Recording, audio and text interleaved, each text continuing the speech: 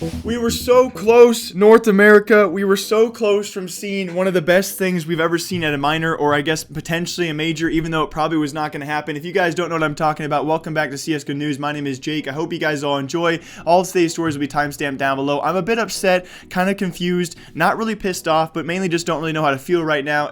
Welcome back, though. I hope you guys all enjoy, and maybe some of you can share my feelings right now. There's not too many stories out there. The first one, though, in CSGO News is a pretty big one. Last night, guys, OGC, that being Old Guys Club, Shroud, Nothing, Skadoodle, Sean Gares, the boys apparently did forfeit their last match, their last series, which wouldn't have been their last series, but keep in mind, guys, they actually would have won this series against Team 1. After winning that series, they would have had to win 2 best of 3s, and they would have been in our minor. Again, if you guys do not remember rumors out there, it was pretty sure sounding that if this team did make it to Poland at the minor, placing top 6 at these qualifiers, which they maybe could have done. It wasn't guaranteed even after this forfeit, but still, if they did do that, the team would go to Poland. Alongside them would be Dr. Disrespect as their coach, and it was going to be a pretty legendary moment, right? Dr. Disrespect coaching the former Cloud9 boys, the kind of the meme team of North America, to actually make it that far in the first place. It was a dream come true. Unfortunately enough, though, it did come to an end last night, as the team did actually forfeit their match against Team 1 because they could not have fielded a roster the next 2 series, because Shroud had a sponsored event in Los Angeles or somewhere where he had to be, and the team did not plan for this and not have a sub or a 6-man on the team roster,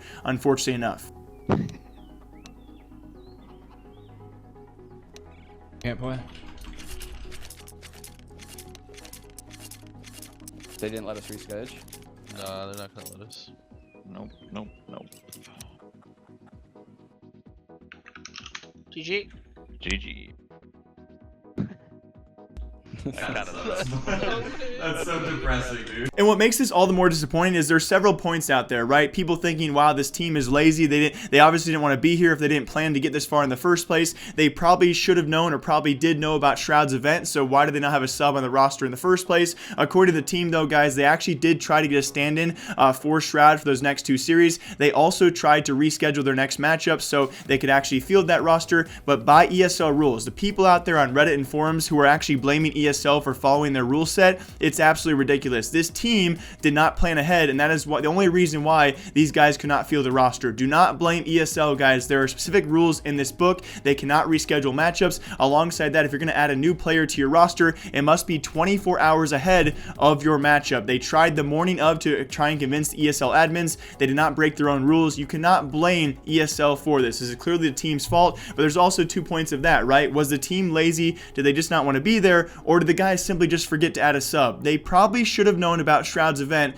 and they probably should have had a stand-in for this roster, and so that's why it makes some people out there question, do they really want to go to Poland?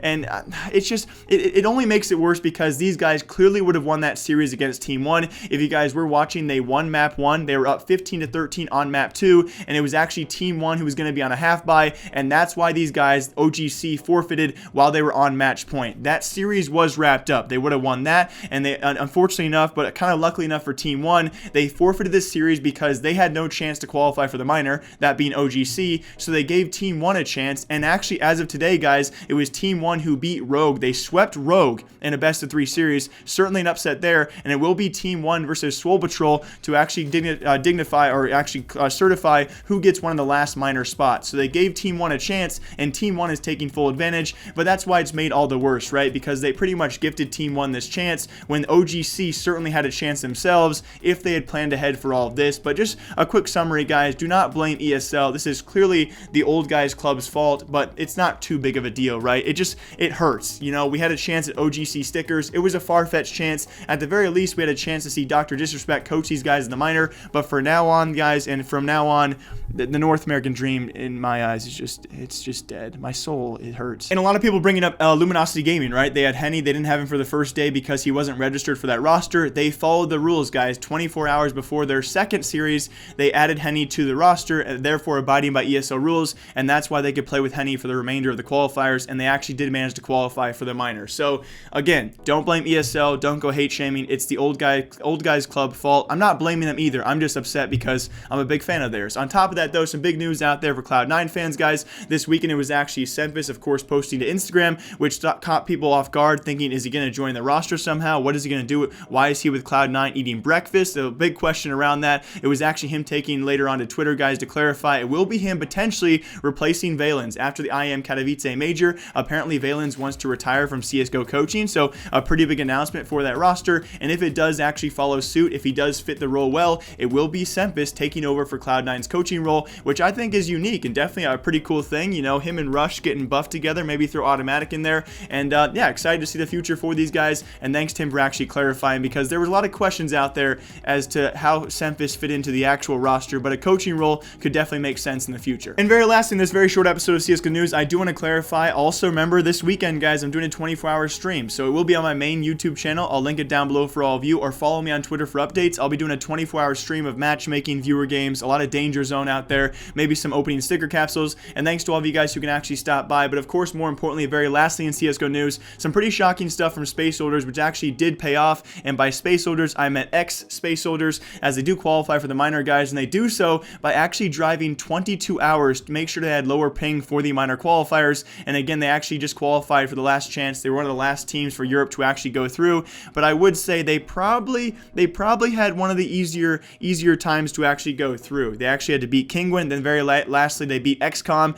They beat Kingwin and XCOM to make the European minor, and let me tell you, out of all the European teams to actually qualify, that was probably the luckiest run, and I think it'd be pretty hard to actually deny that, guys. Of course, Mouse Sports goes through as well. Wendigo on top of that. Wendigo probably looking very dominant of any of the teams out there, quite surprisingly. They sweep Ents and they also sweep Valiant, so it's looking pretty good for a team like that. No Heroic, no LDLC, no Fragsters, a lot of great teams. Of course, we expected this, guys. Do not go through to the European minor. It is looking so super stacked so far, as we have now clarified all of our European minor teams and most of our North American teams so far. We are waiting on our last two spots, guys. Those last two spots are being fought out for. It's going to be between Swole Patrol and Team 1. Team 1 gifted this chance. If they take it away from Swole Patrol, you better believe there's going to be some uproar in the community, because they don't technically deserve to be there, but still congrats to them in being in the spot they are. As well as the very last matchup, guys, will be Bravado versus Team Test Takers. So those will clarify the last two North American spots so far. All of our North American teams,